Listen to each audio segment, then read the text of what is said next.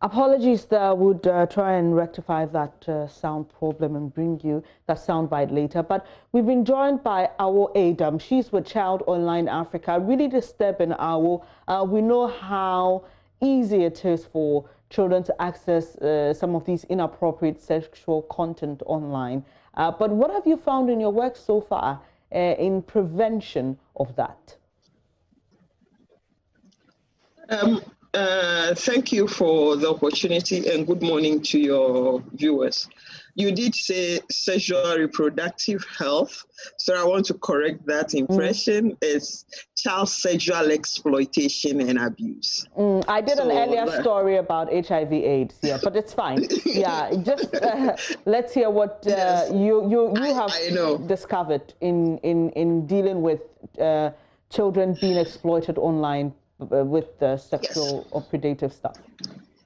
Yes, so there are a number of threats, as we've always spoken about online for children, cyberbullying, well-being issues, misinformation, even addiction is one of the threats they face, privacy issues and all of that.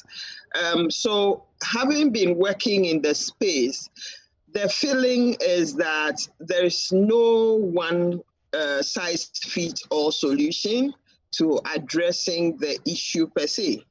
The issue has, the abusers have always found ways of interacting or engaging with children. They innovate complex ways of dealing with that. But one of the greatest concerns have been the prevalence or relevance of child abuse imagery in the digital space. Some children have been abused, their images or their videos are online. They've been rescued. But then, unfortunately, with the other people at I will refer to us as consumers of content, sometimes come across those contents and we still share them and all of that.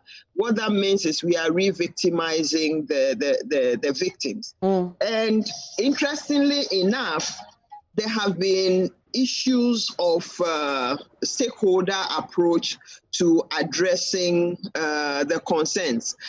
It's a supply and demand kind of situation. So if there is a demand side for child abuse imagery, which is always by the offenders, it is just appropriate that this system, which is the lab, has been put in place or have been set up in order to track some of those things.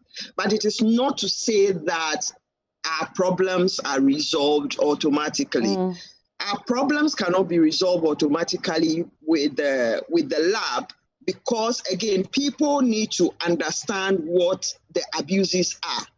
When we talk about sextortion, what does it mean? And how do I report it? How convenient is the reporting system and all of that? What happens afterwards? Is there a counseling session for me to go through in order to regain myself and all of that? So those are all things that we talk about. And I am happy the lab has been set up, and I hope that we will put it to good use because we've had helplines in the system that hasn't worked that well for us, simply because the understanding of the tool is different. So as an organization, we want a situation where we will be moving from what children have or what they are using to how they're using it. I was coming to that, because the bit on 1 out of every child seeing inappropriate sexual content reminds me of a conversation I was having with a parent sometime last week about the fact that parents are even clueless. Most of them, let me put it that way, most of them are clueless about what to do when they give a gadget to their child. You would agree with me that some of these content is just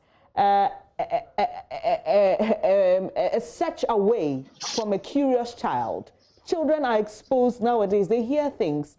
They may just want to Google something. How do we deal with that? How do caregivers and parents ensure that we also protect the children from seeing these things, knowing that they're very much available, like they're just a click away? Yeah, so Venice, I did say earlier on that it's more like a demand and supply kind of situation. And by that, what I mean is there are so many ways of tackling it. And until we understand how to tackle it, we wouldn't be making any headway. Softwares are used in editing some of those images of abuse and all of that. Platforms are used in sharing the images and all of that. A group of people are the other side producing or recording such images and things. And the other group is also there receiving the content and making use of it, for want of a better word. So now the webcams, the smartphones, and all other devices that are available to the children are there.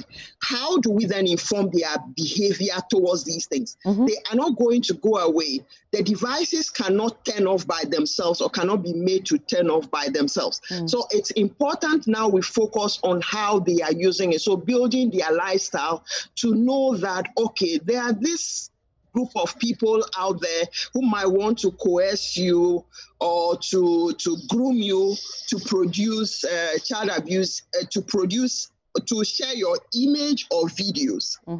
Then I say that the conversation should start from what constitutes online grooming. Because, Bernice, the entry point for cyberbullying, the entry point for sexual exploitation, the entry point for trafficking is grooming. I would have to be able to convince the child to repose some trust in me in order to be able to take him or her off their focus.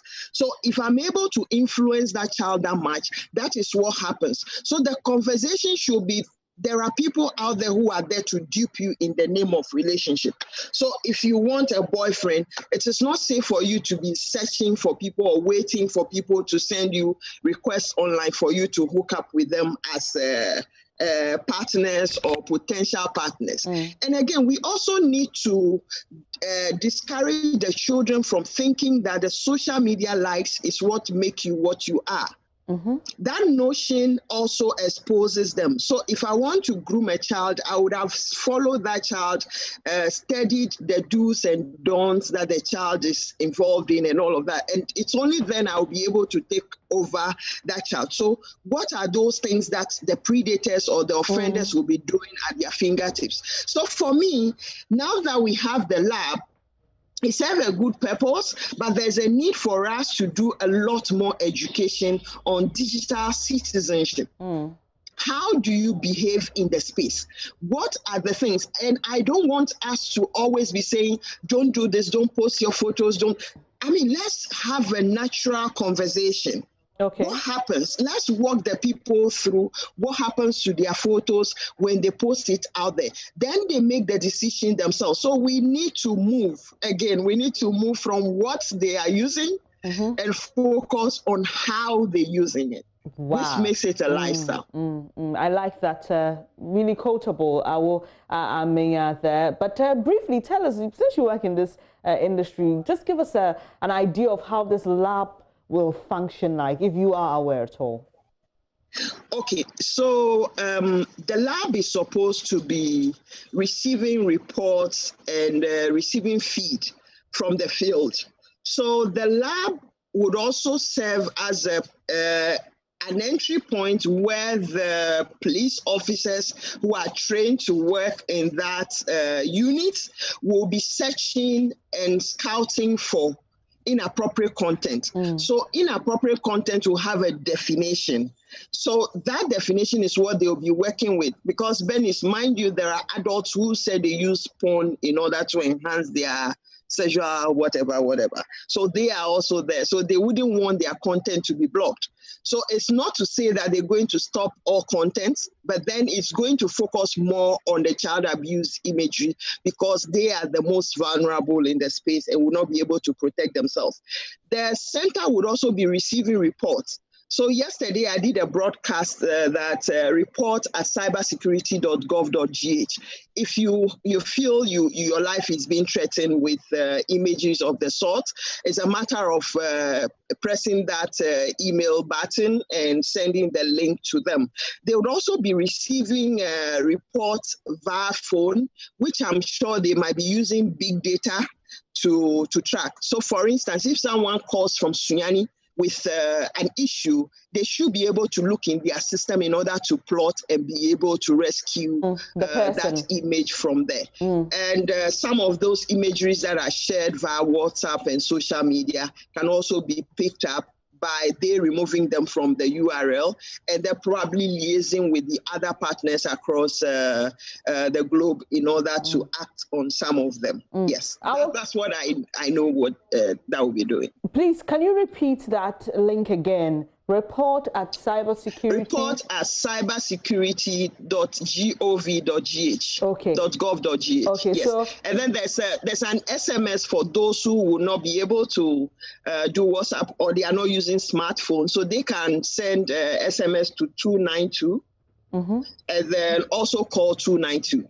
Okay. Which would also direct them to a cybersecurity center or computer emergency response team for action to be taken. Okay, so if any child feels preyed on online, there's somebody attempting to groom them, someone is trying to do some sextortion, revenge porn, these are the numbers to call: 292, send an SMS 292, or report at cybersecurity.gov.gh.